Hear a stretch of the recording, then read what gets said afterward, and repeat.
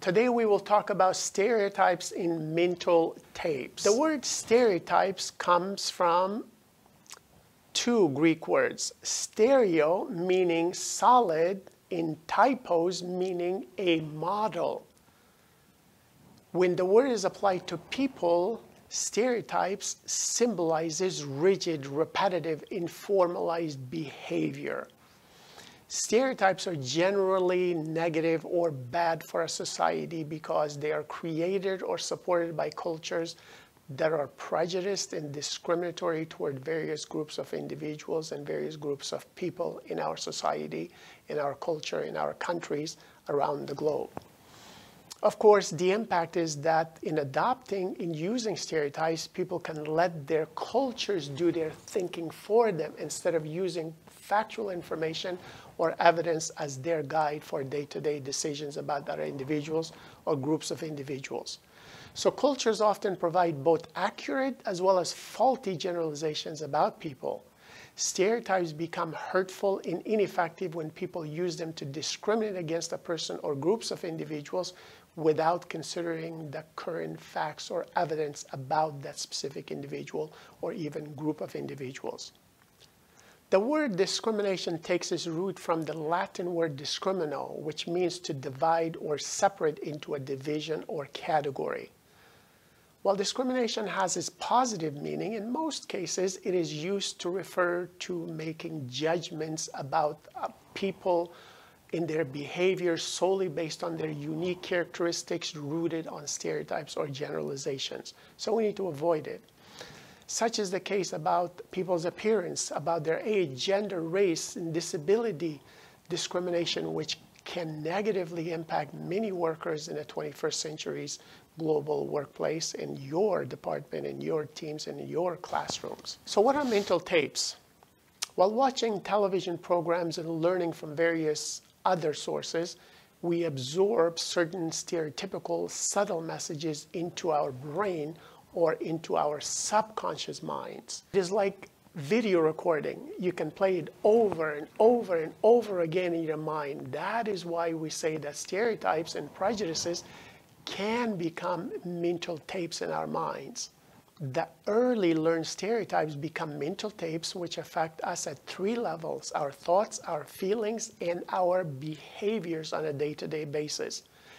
In other words, mental tapes affect how we respond to people who are different from ourselves. They look different than us. The point is that our early learned stereotypes become mental tapes which affect our feelings, our thoughts, and our behaviors on a regular basis. Consequently, mental tapes affect how we respond to those individuals and groups of individuals who look different than us, speak a different language, or even have different beliefs.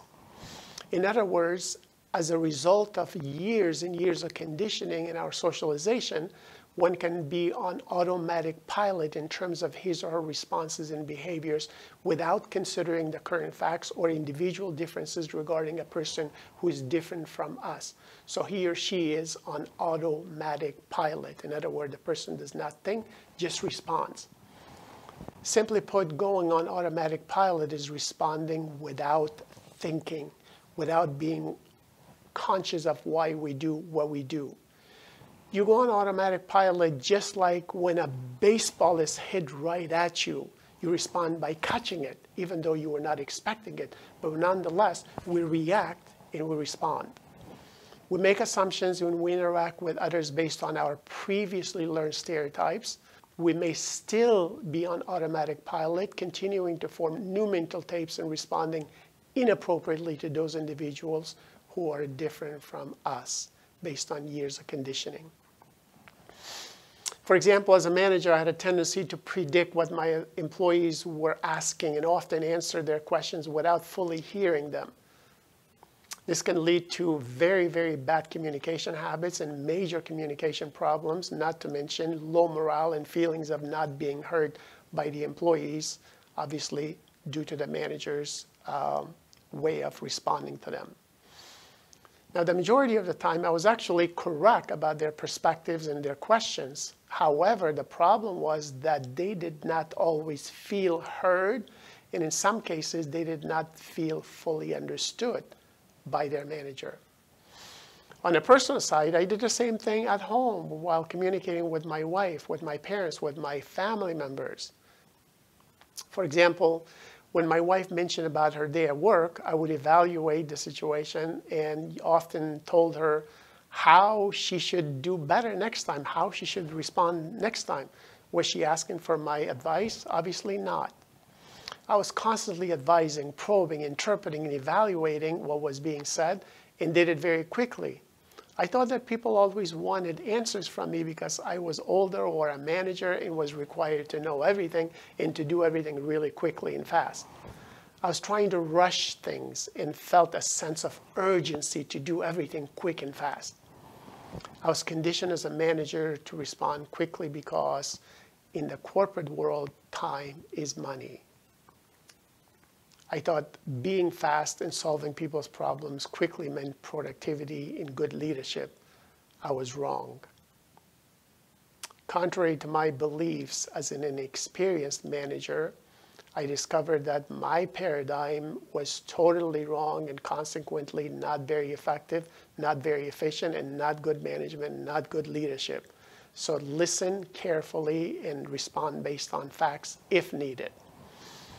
So while I still believe that time is important, very precious, doing things fast without fully understanding the situation can be very costly and damaging to a person physically, mentally, emotionally, psychologically in terms of his or her relationship with other individuals, especially those who are different from him or her.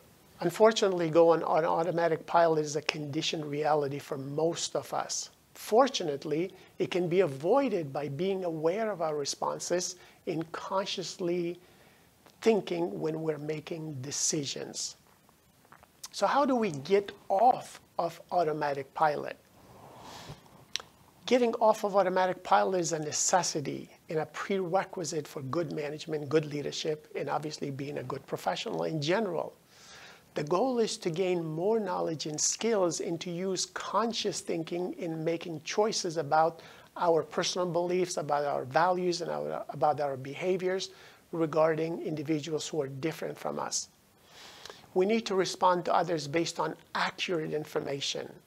We may not be able to completely erase the negative mental tapes like we can delete a videotape recording, but we can certainly record over them by having new experiences with positive outcomes based on facts of the situation and based on evidence about the person.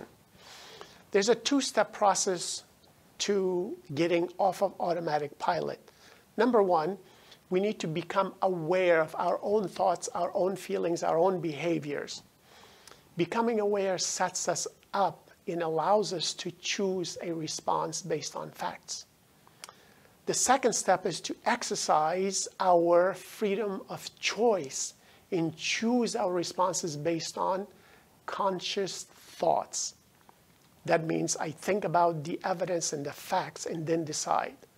So we can do this by responding to differences in a logical, rational manner and by analyzing the available facts about the person or the group of individuals we're dealing with.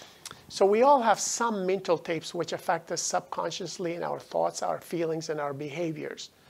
And we all have a tendency to go on automatic pilot and oftentimes respond without thinking or knowing why we do what we do. We need to get off of automatic pilot by becoming aware of our thoughts, our feelings and behaviors, and by choosing our responses consciously, rationally, and logically.